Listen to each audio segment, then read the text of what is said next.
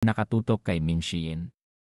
Ang iyong tingin ay hindi mapakali at may mahinang daloy ng tiyay sa paligid mo. Natatakot ka bang kikilos ako laban sa'yo? Si Ming Xian, basang-basa sa malamig na pawis at mahina ang mga binti, ay mabilis na lumuhod, nagmamakaawa. Master, ang iyong cultivation ay hindi maarok at alam kong hindi ako katapat sa'yo. Ang pagiging mainat ay likas lamang, isang hindi sinasadyang kilos. Tiningnan ni Lu Zhou ang kanyang anyo at hindi mapigilang makaramdam ng emosyon. Tunay ngang natakot niya ito. Ang paraan ng pagdidisiplina ni Ji Tiandao sa mga disipulo ay palaging sa pamamagitan ng pisikal na karahasan, nagtatanim ng parehong takot at sama ng loob sa kanila. Kung isang araw ay magkaroon ng lakas ang isang disipulo na katapat ng kanilang master, malamang napapatayin nila ang kanilang master. Hindi maiiwasan na umabot sila sa puntong ito.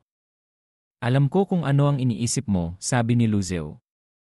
Kaya bibigyan kita ng pagkakataon. Inabot niya ang isang piraso ng papel na may nakasulat na huling antas ng Bluewood Technique Incantation. Gamit ang teknik na ito, usad pa ang iyong cultivation. Marahil kahit ang pagpasok sa Nascent Divinity Tribulation Realm ay hindi imposible. Ipinasa niya ang incantation kay Ming Xian na tinitigan ito ng hindi makapaniwala. Sa kanyang puso, nagkagulo. Ayon sa nakaraang pattern, kung kukuha siya ng ganitong bagay, kahit papaano ay mababali ang kanyang kamay. Gayunpaman, mula nang talunin ni Lu Zhou ang 10 nangungunang eksperto, biglang nagbago ang ugali ng kanyang master. Kahit ang mga lumang pattern ay pinapalitan ng mga bago. Sa madaling salita, maaari niya itong kunin.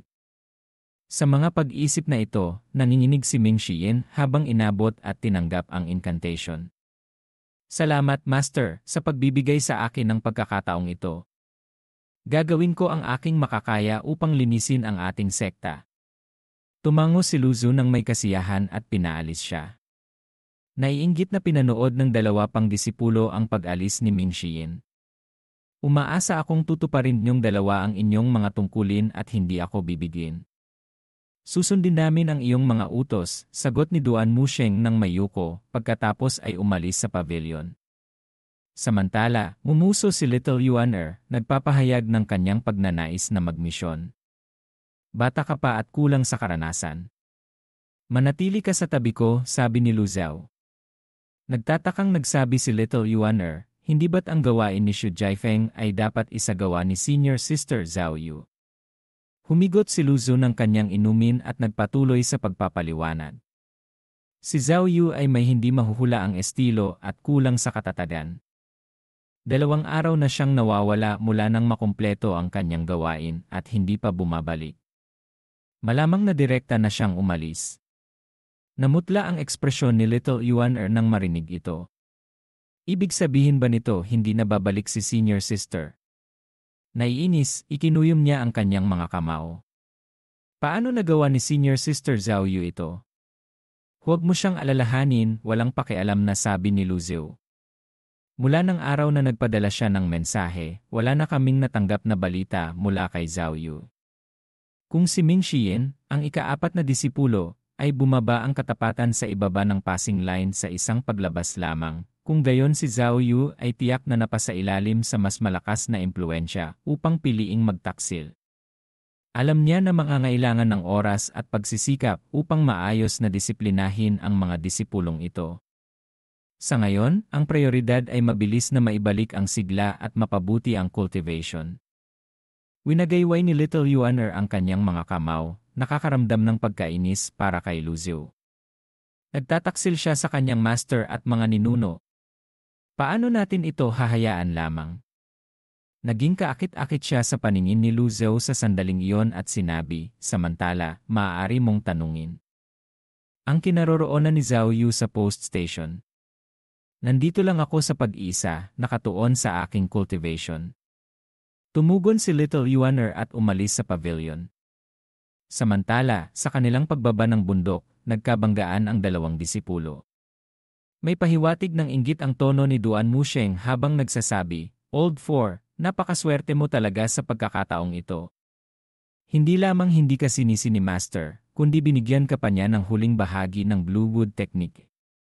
Nakakrus ang mga braso ni Ming Xiyin at sumagot, hindi ko alam kung ano ang iniisip niya. Baka nag-overthink lang ako. Overthinking? Bahagyang nagbago ang ekspresyon ni Duan Musheng. Matagumpay kong nakumpleto ang aking misyon, at natural lamang nagantimpalaan ako ni Master. Ngunit binanggit ni Seventh Senior Brother na si Master ay nagtataglay ng isang lihim na gamot na maaaring pansamantalang itago ang mga pinsala, kaya gusto kong subukan ito, sabi niya, nagpatuloy. Hindi na mababago ng pagsisisi ang anuman ngayon. Nagulat si Duan Musheng sa revelasyong ito. Talagang malakas ang loob mo. Kahit walang mga salita ni Seventh Senior Brother, naintindihan ko. Kung si Master ay hindi nasugatan at umabot sa isang perpektong realm, kailangan pa ba niyang manatili sa bundok? Sa kanyang ugali, matagal na siyang lumabas at pumatay. Sa labanan noong araw na yon, gumamit siya ng napakaraming malalakas na galaw at nanatiling hindi nasaktan. Ang mga normal na cultivator ay hindi mangangahas na sayangin ang kanilang vital energy ng ganoon. Paulit-ulit na tumango si Ming Xiyin, nagpapahayag ng pagsang-ayon. Senior Brother, palagi kong gusto ang kumpletong Bluewood Technique. Gamit ito, naniniwala akong hindi magtatagal ay maaabot ko ang perfected level ng Divine Court Realm. Baka makapasok pa ako sa Nascent Divinity Tribulation Realm, tulad nina Eldest Senior Brother at Second Senior Brother. Gayunpaman, ngayong nakuha ko na ito, may pakiramdam akong mahirap ipaliwanag, patuloy ni Ming Xiyin. Nahuli ni Duan Musheng ang mga implikasyon sa kanyang mga salita at nagtanong, mula nang magtaksil si Junior Sister Ye Tianxin sa sekta, hindi na itinuturo ni Master ang huling bahagi ng lahat ng mga teknik. Ngunit sa pagkakataong ito, gumawa siya ng exception para sa iyo. Natatakot ka ba na may ibang intensyon si Master? Sumang-ayon si Ming Xiyin. Tunay nga, Senior Brother. Ano sa tingin mo ang kanyang mga intensyon? Bago pa siya matapos magsalita, biglang tinapik siya ni Duan Musheng sa balikat. Ang mungkahi ko ay tapat na kumpletuhin ang mga gawain ni Master. Tandaan na si Master ay nasugatan at malapit na sa katapusan ng kanyang buhay, hindi niya tayo sasaktan. Bukod pa rito, ang 10 pangunahing sekta ay nagtamo ng malalaking kawalan at hindi nangangahas na basta-basta galitin ang Jinting Mountain. Naniniwala ako na sa mahabang panahon, mananatiling ating proteksyon na anting-anting ang Jinting Mountain. Nagliwanag ang mga mata ni Ming Xiyin nang marinig ito at mas gumaan ang pakiramdam. Mabilis siyang nagpahayag ng pasasalamat. Make sense, Senior Brother. Tunay kang matalino. Sa kabila ng pagiging mukhang hangal, ang iyong mga salita ay parang isang biglaang realisasyon. Lumipat ang eksena. Bagaman kamakailan lamang ay nakakuha siya ng ilang merit points sa pagdidisiplina kay Ming Xiyin, ang kabuuan ay 1,600, 1,600 merit points lamang. Para sa kanya na nangangailangan ng 3,000 merit points upang umasenso sa susunod na realm, malayo pa ito sa sapat. Dapat ba akong maghintay pa ng kaunti? Hindi. Hindi na ako makapaghintay pa. Masyadong mahina ang kakayahan ng katawan na ito. Hindi ko maaaring ulitin ang lumang landas ni Ji Tiandao. Dahil sa isyu ng kanyang haba ng buhay, kaya unti-unting humina ang kanyang cultivation. Kailangan kong mag-lottery gaya ng dati. Nag-isip si Ming Xiyin, luzu pala ito dapat sa sarili at agad siyang kumilos. Sa kasamaang palad, sa 5 magkakasunod na pagsubok, natanggap lamang niya ang salamat sa iyong pagtangkilik. Sa kabuuan ng 23 beses, kasama ang nakaraang 18 beses, nakaipon lamang siya ng ilang luck points. Halos hindi mapigilan ni Luzu na mapasumpa nang makita ito. Subukan pa ng 2 beses, at pagkatapos ay bumili ng isang reversal card gamit ang natitirang puntos, nagpasya siya at ipinagpatuloy ang kanyang mga aksyon. Gayunpaman, ang susunod na 2 pagsubok ay nagresulta pa rin sa salamat sa iyong pagtangkilik. Kung mabigo pa ako ng 1 beses, hindi na ako magdodraw. Habang lalo siyang naengganyo, mabilis niyang naubos ang mga 1,000 merit points. Ngayon ay mayroon na lamang siyang 104 merit points at bumagsak siya sa lupa na may hitsura ng kawalan ng pag-asa. Bagaman kinilala niya ang kanyang swerte, wala siyang magawa sa mga natitirang merit points na ito. Maaari lamang siyang magpatuloy sa pagdodraw. Sa pagkakataong ito, nagkakahalaga ito ng 50 merit points at kumonsumo ng 33 luck points. Nakatanggap ka ng isang cultivation. Technique, 3 Scrolls of Heaven Writing. 1 0 reversal cards. 1 avatar. 3 condensing flowers.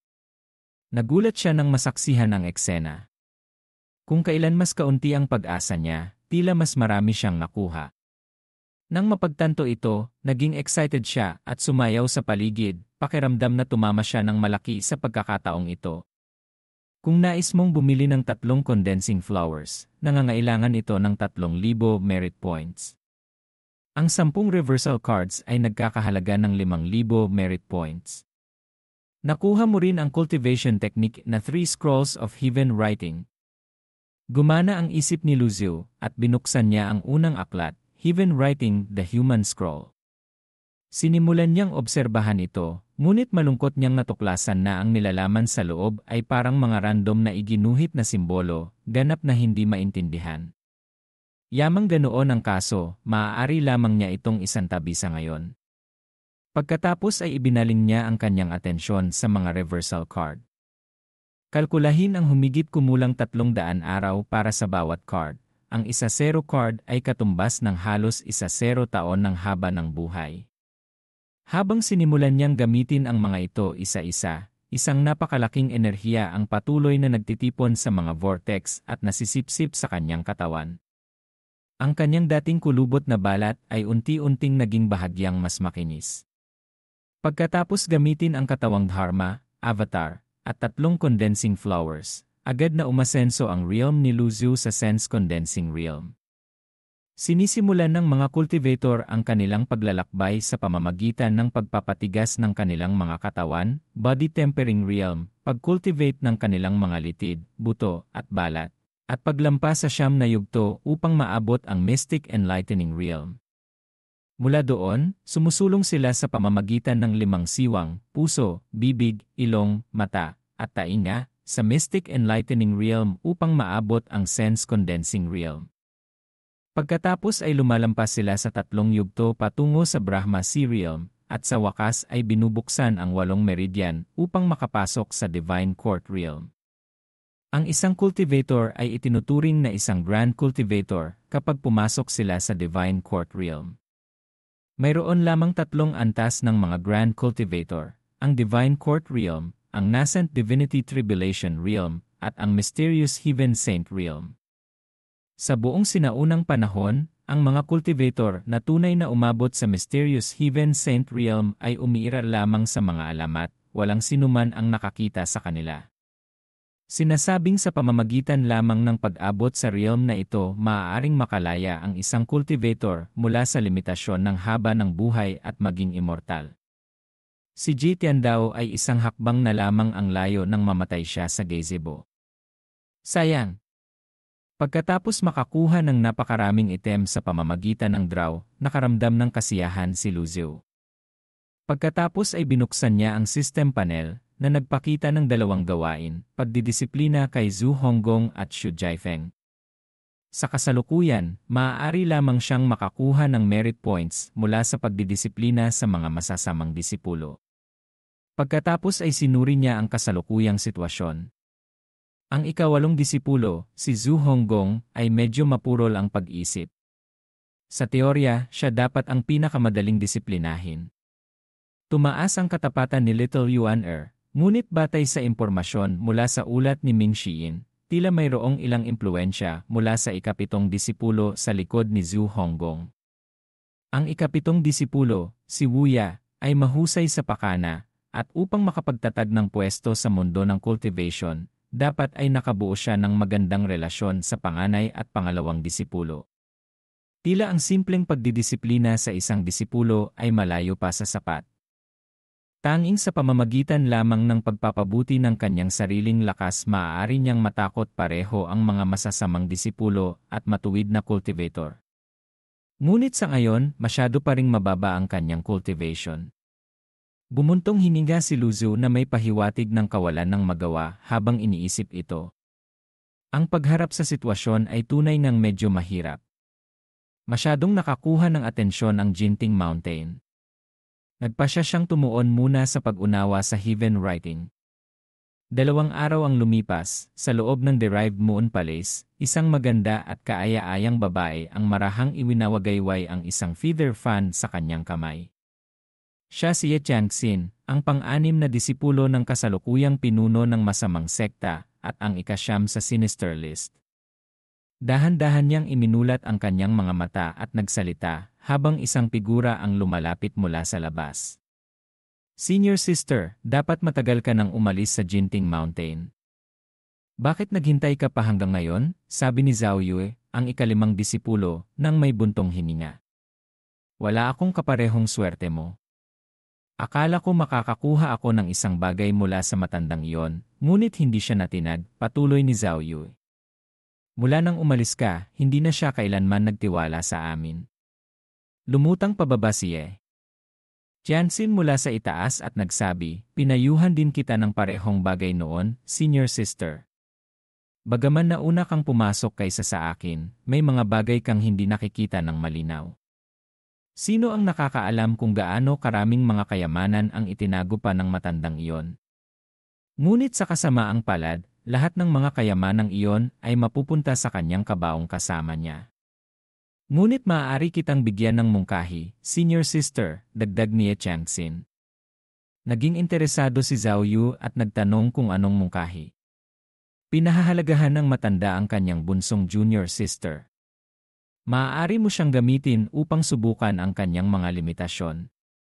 Kung sina Old 4 at Old 3 ay may masamang intensyon, hindi kailanman lubos na magtitiwala sa kanila ang matanda. Tanging ang bunsong junior sister lamang ang maaaring manatili sa kanyang tabi at protektahan siya. Kahit na sa kanyang mga lihim na gamot at mga nakatagong alas, hindi sila kailanman maikukumpara sa isang buhay na tao. Nang marinig ang mungkahi na ito, nagulat si Zhao Yu. Seryoso? Kahit na magkaroon ako ng 10 beses na lakas ng loob, hindi ako mangangahas na bantaan ang junior sister para manipulahin si Master. Kung magagalit siya at gumamit ng kanyang mga lihim na alas, tulad noong pinatay niya si Luo Changfeng bilang babala sa iba, magiging sakuna ito. Tila nakita ni Ye Changxin ang kanyang mga iniisip at nagtanong, anong problema, senior sister? Natatakot ka ba? Isipin mo kung paano tayo tinrato ng matandang iyon sa nakaraan. Kailangan mong maging malupit at huwag magpakita ng awa. Naiintindihan ko ang sinasabi mo, sagot ni Zhao Yu. Ngunit kahit si eldest senior brother ay hindi mangangahas na gawin ang ganoong bagay. Kung gagawin ko siyang ganyan, magiging pagpapakamatay iyon. Tumawa si Ye Changxin at nagsabi, senior sister, masyado ka nang matagal sa bundok, naging mapurol ka na. Sino ang nagsabing kailangan mong personal na kumilos? Tignan mo sina eldest senior brother, second senior brother, at kahit ako, maayos naman kaming lahat sa ngayon, hindi ba? Inaamin ko na ang matandang iyon ay may ilang mga nakatagong alas, ngunit maingat siya at hindi niya ito gagamitin ng basta-basta. Ipinapakita lamang nito na limitado ang kanyang mga alas, patuloy ni Ye Changxin. Bukod pa rito, tumatanda na siya at matutuyo ang kanyang Sea of Chai sa paglipas ng panahon. Sa puntong iyon, hindi may iwasang magtanim siya ng sama ng loob at gamitin ang lahat ng kanyang mga nakatagong alas. Mas mapanganib pang ang manatili sa kanyang tabi. Ang ating prioridad ay dapat na alamin ang kanyang mga lihim gamit ang ilang paraan. Kahit na malaman niyang tayo iyon, maaari natin siyang iwasan, hindi ba? Hindi ba natin siya malalamangan kung hindi natin siya matatalo sa lakas? Nang marinig ito, bahagyang lumuwag ang mga kilay ni Zhao Yu. Tila may katuturan ito. Hindi niya mapigilang aminin na naabot ni Ye Changxin ang kanyang kasalukuyang posisyon hindi lamang dahil sa kanyang cultivation, kundi dahil din sa kanyang tusong katalinuhan. Nagpatuloy sila sa pagbabalak kung paano pagplanuhan ang kanilang master sa Derived Moon Palace. 2 araw ang lumipas, walang kamalay-malay sa kanilang mga plano. Si Luzhu ay nasa kanyang silid pa rin, masigasig na pinag-aaralan ang Heaven Writing. Nakaramdam siya ng pagkabigo. Ang pangalang Heaven Writing ay tunay ngang angkop dahil bukod sa nilalaman sa unang pahina, lahat ng iba pa ay nababalot ng kalituhan. Hindi niya maintindihan ang kahulugan nito. Sa sandaling iyon, narinig ang boses ni Little Yuan mula sa labas ng pinto. Master, 4 na araw ka nang nananatili sa seclusion. Nandito si 4th senior brother para makita ka kahapon, ngunit hindi ako nangahas na istorbohin ka, kaya pinakiusapan ko siyang umalis. Nang marinig ito, agad na iniunat ni Luzhu ang kanyang katawan at lumakad patungo sa pinto. Nang buksan niya ang pinto, nanlaki ang mga mata ni Little Yuan sa hindi paniniwala. Master, mukha kang bumata, bulalas niya. Tumayo si Luzhu na nakapamaywang, mahinahong nakatitig sa kanya. Bagaman 10 taon lamang siyang bumata, may ilang kapansin-pansing pagbabago sa kanyang anyo. Malambing ang dila. Pumasok ako sa seclusion hindi lamang upang mapabuti ang aking cultivation, kundi upang pabatain din ang matandang katawan na ito, paliwanag ni Luzhu. Nagtrabaho ka ng husto sa mga araw na ito. Tumawa si Little Yuan at mabilis na pumuri. Ito ang aking tungkulin bilang disipulo ni Master.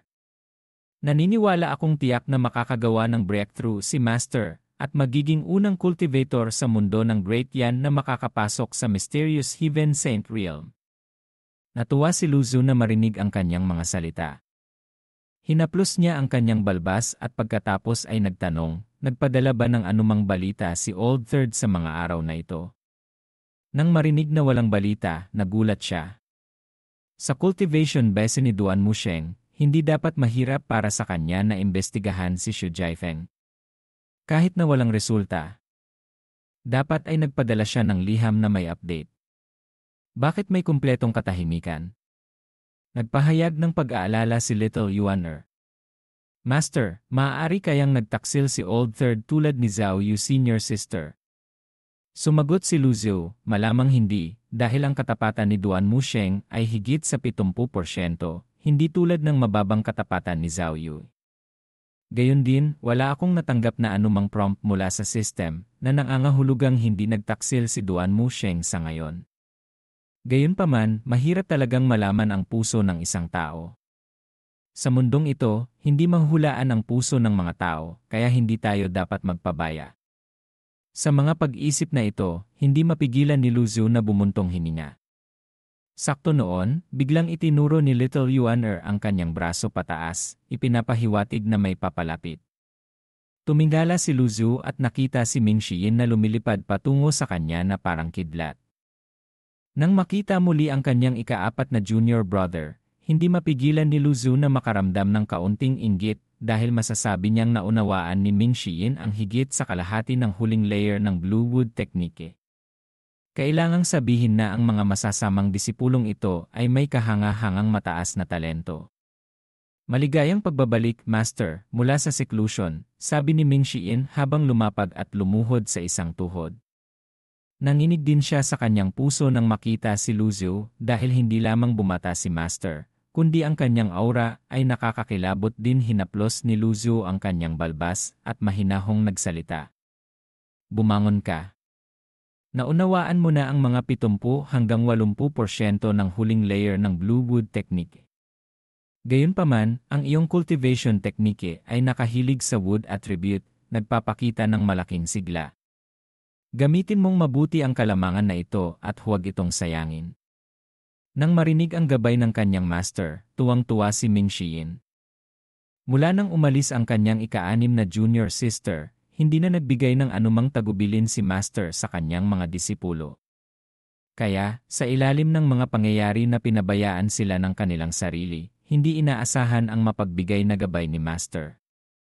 Pagkatapos ay iniulat ni Ming Xiyin ang pangunahing bagay. Kamakailan, noong malapit ako sa Anyang, nakarinig ako ng balita na ang mga tao ng angkan ni junior sister ay tila muling kinidnap. Handa akong mag-imbestiga at siguraduhing mailalantad at mapupuksa ang mastermind. Pagkatapos niyang magsalita, agad na lumuhod si Little Yuan sa lupa sa pag-aalala. Master, hayaan mong ako ang humawak nito. Nag-isip si Lu Zhou sa kanyang puso. Pagkatapos ng lahat, sila ay mga kaangkan ni Little Yuan at naiintindihan ang kanyang pananabik. Gayunpaman, pagdating sa pagharap sa bagay na ito, si Ming Xiyin ay tunay ngang mas may karanasan at may mas mataas na antas ng cultivation. Tila mas mainat na hayaan siyang humawak nito. Habang isinasaalang-alang niya ito, isang messenger bird ang biglang lumipad pabalik sa kalangitan. Mabilis na tumayo si Little Yuan at kinuha ang liham mula dito. Sabi ni Little Yuan, "Duan Musheng pala ito dapat, Master. Nang pumunta ako sa Heavenly Sword Sect upang mag-imbestiga, nalaman kong pansamantalang bakante ang kanilang posisyon sa pinuno ng sekta at umalis na si Xu Jiafeng sa sekta. Pagkatapos ng karagdagang investigasyon, natuklasan kong sumali siya sa Righteous Sect. Ang pinuno ng sekta ng Righteous Sect, si Zhang Yuanshan, ay hinirang siya bilang isa sa 4 na elder ng sekta, ginagawa siyang pinakabatang elder ng sekta.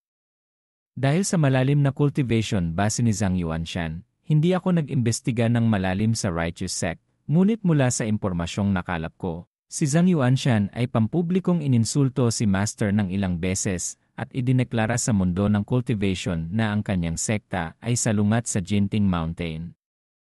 Narinig ito ni Lu Zhou at nagpakita ng mukha ng kawalang interes.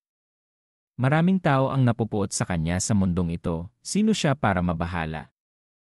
Huminto si Little Yuan Duan Musheng, at nagpatuloy. Nang nag-imbestiga ako sa Bamboo Mountain, ang headquarters ng Righteous Sect, nakipaglaban ako ng matindi sa kanilang pangalawang elder, si Duan Yufeng, at nanalo. Sayang at nabigo akong patayin ang tusong iyon. Sa sandaling maayos ko ang aking kondisyon, plano kong bisitahin ang Righteous Sect sa gabi at patayin si Zhang Yuanshan upang tulungan si Master na mailabas ang galit. Pagkatapos marinig ito, bahagyang nagulat si Ming Xiyin. Third senior brother, isinasapanganib niya ang sarili niyang buhay. Natural na naintindihan ni Lu Zhou ang punto ng panganib na sangkot. Si Old 3, Duan Musheng, ay mukhang tapat sa labas, ngunit sa totoo lang ay mapangahas at metikuloso. Mayroon siyang matatalinong ideya. Si Zhang Yuanshan, ang pinuno ng sekta ng Righteous Sect, ay nakapasok na sa Nascent Divinity Tribulation Realm 100 taon na ang nakalipas, habang si Old 3 ay nasa Divine Court Realm pa lamang. Isang malaking realm ang agwat. Ang kanyang pagtatangkang patayin si Zhang Yuanshan ay hindi naiiba sa paghahanap ng kamatayan. Naguguluhan dito, nagtanong si Little Yuan kung gayon, bakit sinabi iyon ni senior brother? Ipinaliwanag ni Ming Xiyin, ito ay para ipakita ang katapatan. Pagkatapos ng pagtataksil ni Zhao Yu, ipinapahayag ni 4th senior brother ang kanyang katapatan. Master, tama ka. Sa katunayan, mas tapat ako kaysa sa kanya, sabi ni Ming Xiyin, medyo natuwa sa sarili. Nakaramdam si Lu Zhou ng kaunting kawalan ng magawa pagkatapos marinig ito. Tila ang pag-unawa ni Duan Musheng sa kanya ay nananatili pa rin sa estilo ni Ji Tiandao. Kung si Ji Tiandao mismo ang naririto pa, tiyak na ipapadala niya si Duan Musheng upang makapasok sa Righteous Sect sa malaking panganib. Gayunpaman, kahit napayagan niyang pumunta si Duan Musheng, tiyak na uunahin niya ang kanyang sariling kaligtasan, magkukunwaring nasugatan. Ito ay magpapalawak lamang ng agwat sa pagitan ng master at disipulo, nahahantong sa isang mabisyo na siklo. Sa pag-isip nito, dahan-dahang nagsalita si Lu Zhou. Old Fourth, noong una ay parurusahan ko kayong lahat upang ayusin ang harang ng Jinting Mountain. Maaaring harangan ng barrier formation ang mga eksperto sa Nascent Divinity Tribulation Realm, ngunit ngayong may misyon si Old Third, gusto kong tulungan mo siya. Pagkatapos malutas ang bagay na ito, tumuon ka sa pag-cultivate sa bundok. Pagkakalooban kita ng isang heaven grade na kayamanan. Si Ming Xiyin, na noong una ay kalmado, ay agad na naging tuwang-tuwa nang marinig ang malaking pangako mula sa kanyang master. Lumuhod siya sa lupa at mabilis na sumagot, sumusunod ang disipulo. Isang heaven grade na kayamanan. Hindi lamang ito usapin ng pananatili sa bundok ng 3 taon, kahit na 5 o 10 taon, sulit pa rin ito. Maraming cultivator ang nagpupunyagi sa kanilang buong buhay upang makakuha ng isang heaven-grade na kayamanan. Si eldest senior brother Yu Zhenghai ay nagtataglay ng Jasper Saber at ginamit ito upang pugutan ng ulo ang 10,000 cultivator, gumawa ng pangalan para sa sarili. Ang mga practitioner ng parehong antas na walang dakilang kayamanan ay maaari lamang katay ng iba.